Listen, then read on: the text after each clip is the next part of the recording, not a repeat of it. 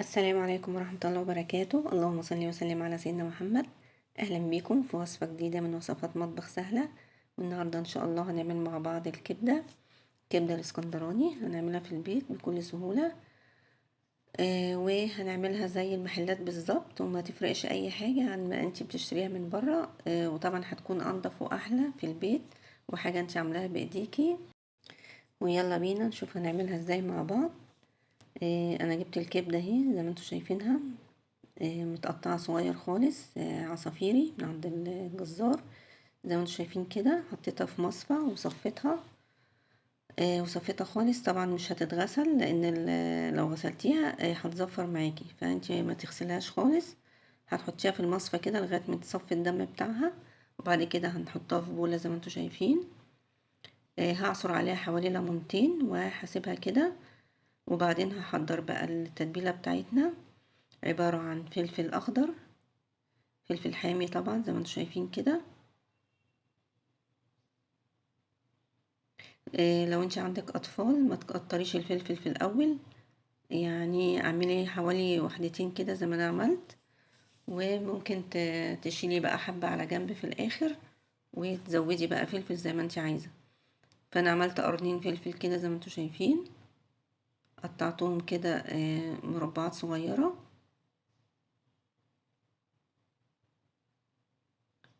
وهكمل بقى بقية التتبيلة بتاعتي.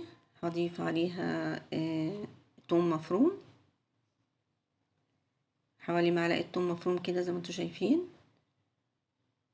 والملح، وشوية كزبرة ناشفة، وحوالي معلقة كمون.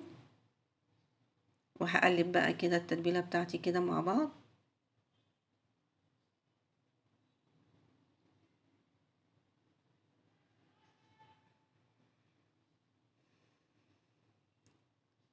هضيفها بقى على الكبدة، قلبيها بقى كويس كده، وسيبيها بقى في التتبيلة دي لغاية ما تشرب التتبيلة. تتبيلة حلوة قوي، بس تقعديها حوالي نص ساعة كده في التتبيلة قبل ما تعمليها زي ما انت شايفة كده. هسيبها بقى حوالي نص ساعة تتبل كويس وتشرب التتبيلة بتاعتها. وبعد كده نروح بقى على البوتاجاز.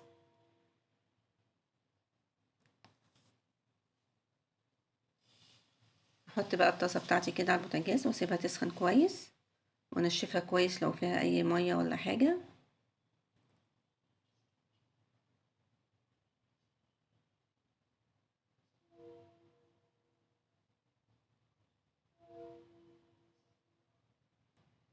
بعد كده هضيف الزيت.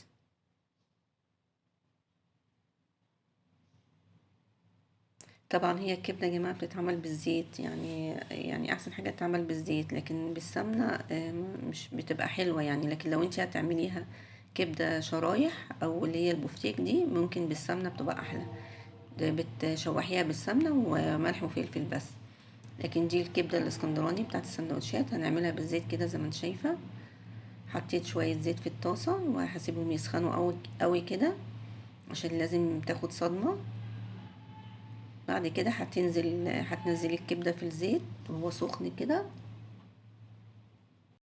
الخطوة دي هتبقى مهمة جدا، ان الزيت يبقى سخن قوي كده زي ما انتوا شايفين، وتاخد الصدمة عشان ما تنزلش العصارة بتاعتها، وتبقى محتفظة بالعصارة بتاعتها، وتبقى معاكي طرية وجوسي، وتستوي معاكي كويس.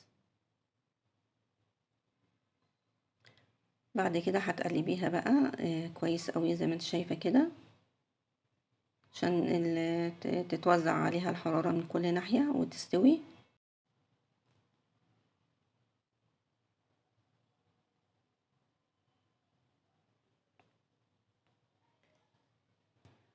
وطبعا النار عالية، انا ما وطيتش عليها، النار زي ما هي.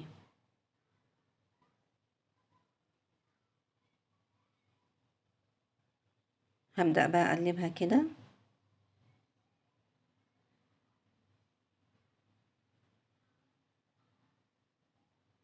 هي كده خلاص دخلت في السوا.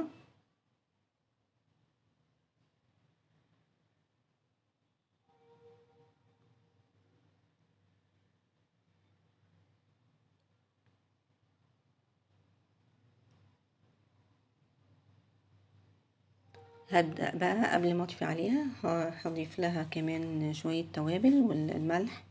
هشوف الملح بتاعها، لو هي محتاجة ملح هضيف ملح، وشوية كمون وشوية كزبرة، وهضيف كمان معلقة ثوم مفروم.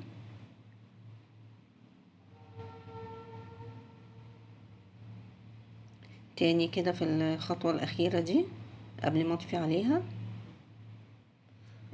الثوم بيديها طعم حلو قوي وبتبقى زي الجاهزة بالظبط.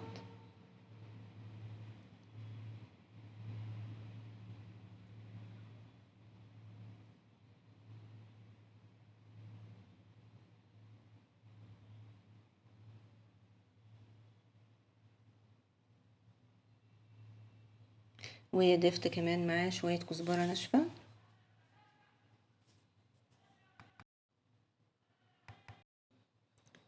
هقلب بقى كده كويس جدا. شوفوا كده شكلها خلاص كده استوت.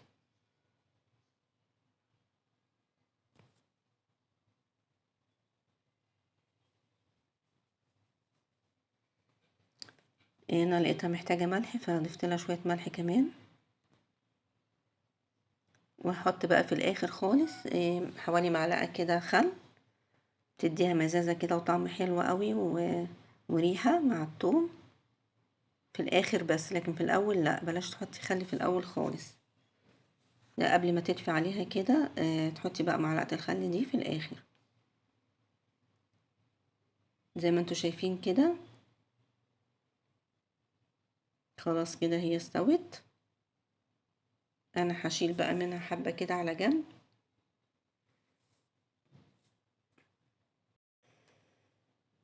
والباقي هخليه بقى، هحط عليه فلفل تاني يبقى سبايسي، عشان اللي عايز فلفل حامي يبقى متوفر، واللي مش عايز بقى بفلفل يبقى فيه شوية كده من غير فلفل.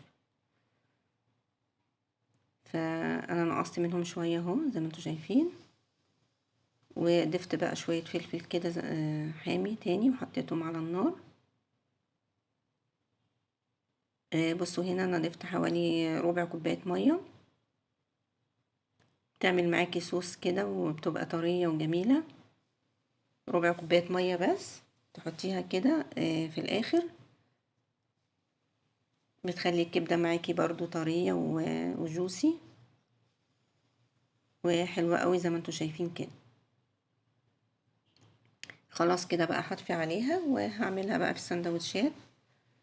زي ما انت شايفة كده، عايزة تعملي بقى سندوتشات بالعيش العربي بتبقى حلوة قوي برضو، العيش اللي هو برده ده.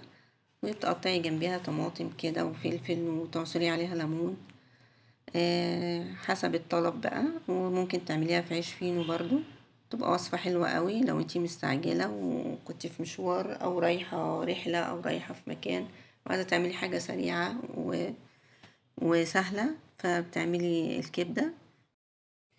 ودي كانت وصفتنا النهاردة، يا رب تعجبكم وتنال رضاكم وتكون سهلة عليكم. وانتظروني بقى في فيديو جديد ووصفة جديدة. كنت معاكم أم مروان، والسلام عليكم ورحمة الله وبركاته.